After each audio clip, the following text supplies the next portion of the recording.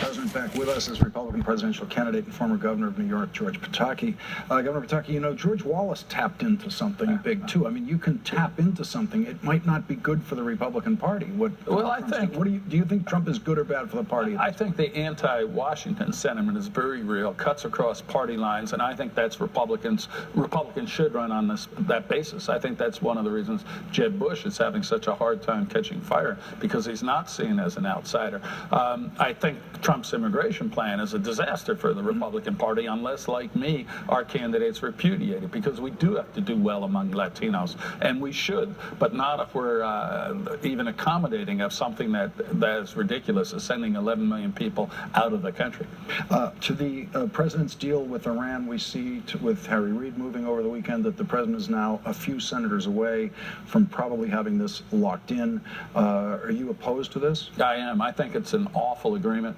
I think it's really going to hurt America, hurt our allies, and hurt the cause of those who believe in respect for the rule of law. Just over the weekend, Rouhani, the prime minister of Iran, is out there saying, doesn't matter what the UN says, doesn't matter what they sign, they believe they have the right to get any weapon they want whenever they want to. That has been their approach all the way through. We're giving them this massive sanctions relief. We know they're going to use it to support terrorist activities, and in exchange we get a document that perhaps delays a nuclear program that today is illegal. It makes no sense to me. I heard the comment by Brent Scowcroft. Yeah. I just think he's wrong. He was equating it to China, Mexico and China. China was a secular regime, yes, an ideological regime, but secular.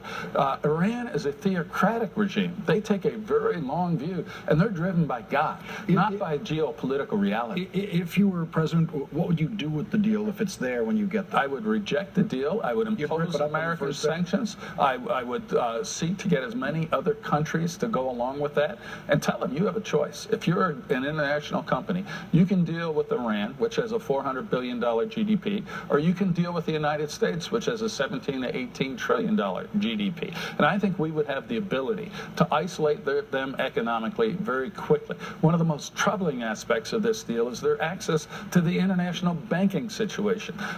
We know those banks have engaged in terrorist support in the past. They will probably do it again. That is something that's important to them. So you think you could reassemble a multi-state sanctions arrangement like we have now? You could bring Vladimir Putin back? I think Putin would be very hard to bring back, but Putin right now is selling Iran an advanced missile system, and 2 weekends ago, the head of the Quds, the Iranian Revolutionary Guard, illegally, in violation of international sanctions, went to Moscow. He didn't go to buy caviar. He went there to arrange to buy weapons once they have this $150 billion.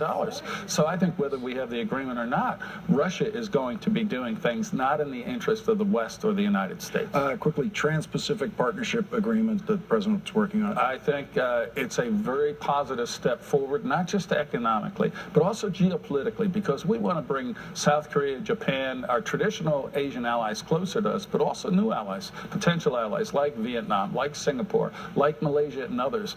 With an emerging China... Would it be helpful to what we just saw happen in the stock market? I think it would be helpful. I think we want to have a stronger American economy. We want to be less reliant on the products made elsewhere, particularly in China. I think we have to make more things here. One of the reasons to throw out the tax code is we are driving factories, driving business, driving investment overseas.